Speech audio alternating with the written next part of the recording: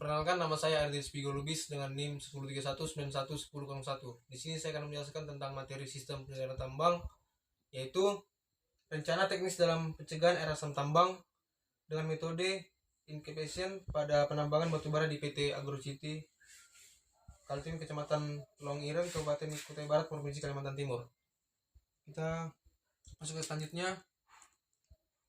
Bab 1, pendahuluan.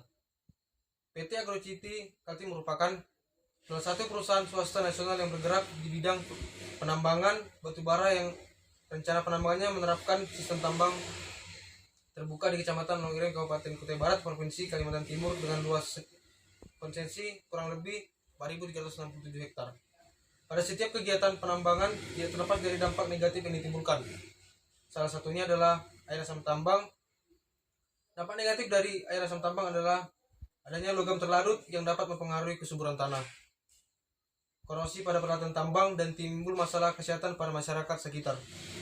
Komponen utama pembentuk air asam tambang adalah mineral sulfida, oksigen, dan air.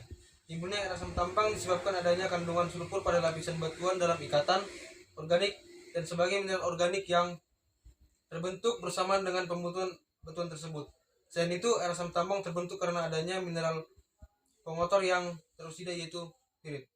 Untuk mengurangi dampak negatif yang ditemukan air asam tambang, maka saya melakukan penelitian mengenai air asam tambang yang berjudul Rencana Teknis Pencegahan Air Asam Tambang dengan Metode Incubation pada Penambangan Batubara PT Agrocity Kaltim, Kecamatan Longiren, Kabupaten Kutai Barat, Provinsi Kalimantan Timur.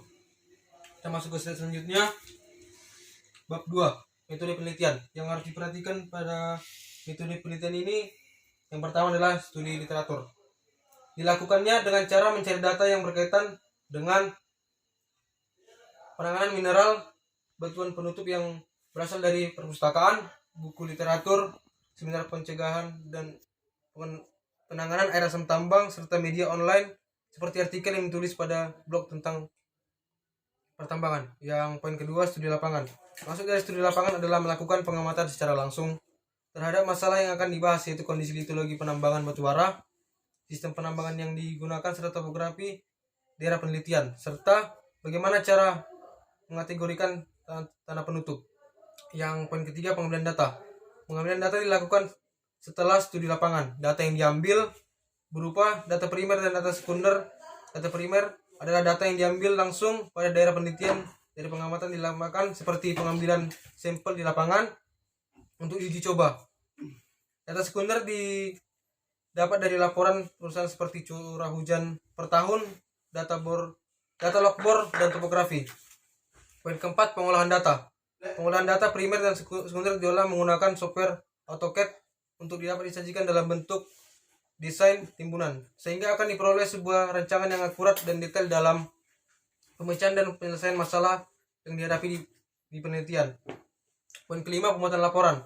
Hasil pengamatan data berupa desain timbunan berdasarkan pemodelian tanah penutup, overburden yang telah dilakukan, kemudian disajikan dalam bentuk tulisan ilmiah. Poin keenam, kesimpulan. Kesimpulan diperoleh setelah dilakukan pengolahan permasalahan yang diteliti. Kesimpulan merupakan hasil akhir dari semua masalah yang dibahas. Selanjutnya, ini adalah lokasi PT Agrocity Kalimantan Timur. Masuk ke slide selanjutnya. Bab ketiga, hasil dan analisis. PT Agrocity Kaltim mempunyai komitmen yang tinggi terhadap pemulihan dan kelestarian lingkungan baik yang ada dalam lokasi tambang maupun lingkungan di sekitar lokasi kegiatan pertambangan. Salah satu aspek penting dari dampak penambangan yang memerlukan perhatian khusus adalah fenomena munculnya air asam tambang. Pada poin 1.1, kondisi daerah penelitian. Metode penambangan yang dilakukan PT Agrocity Kaltim adalah sistem tambang terbuka dengan menggunakan metode strip mine dan menggunakan cara filling untuk menutup bekas lahan tambang. Segala aktivitas penambangan baik pembongkaran, pemuatan maupun pengangkutan dilakukan oleh PT Agrocity Kaltim. Poin 1.2, analisa tambang penutup. Analisa tambang penutup merupakan tahap dalam penanganan tanah penutup. Analisa tanah penutup menggunakan pengujian NAG bertujuan untuk mengidentifikasi tanah penutup yang berpotensi membentuk asam dan tanah penutup yang tidak berpotensi membentuk asam.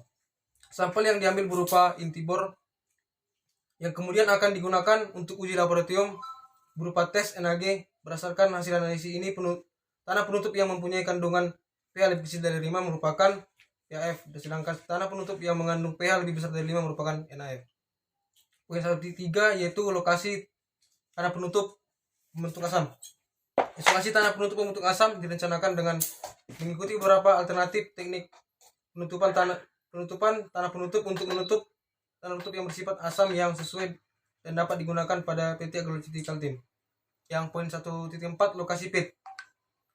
Berdasarkan data lokasi yang dapat digunakan sebagai perencanaan untuk mengetahui bagaimana selanjutnya lokasi penimbunan yang strategis dan sesuai dengan keadaan lapangan, yaitu dengan menimbun batuan penutup pada lokasi yang tidak mengganggu aktivitas penambangan maupun menimbun batuan penutup dari pit yang lain.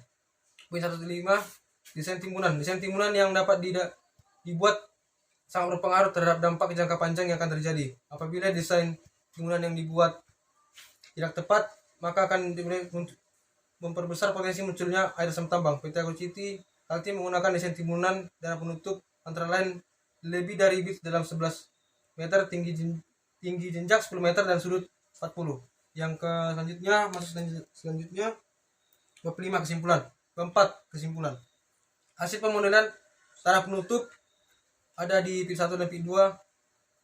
Yang poin kedua, sistem penimbunan yang diterapkan adalah sistem output dam dengan metode penimbunan yang dilakukan pada penutupan dengan menggunakan batuan NaF setebal 10 meter tanpa dipadatkan. Poin ketiga, lokasi penimbunan batuan penutup dibagi menjadi dua, yaitu area disposal 1 yang berada di sebelah barat pit 1 dan area disposal 2 yang berada di sebelah barat pit 2. Yang poin selanjutnya, hasil desain timbunan pada tanah penutup pit 1 dan pit 2 dibagi menjadi 3, yaitu yang pertama, penimbunan material tanah penutup dilakukan dengan menimbun material tanah penutup. Poin kedua, penimbunan material tanah penutup dilakukan dengan menimbun material tanah penutup di area yang telah ditentukan dengan volume material PAF.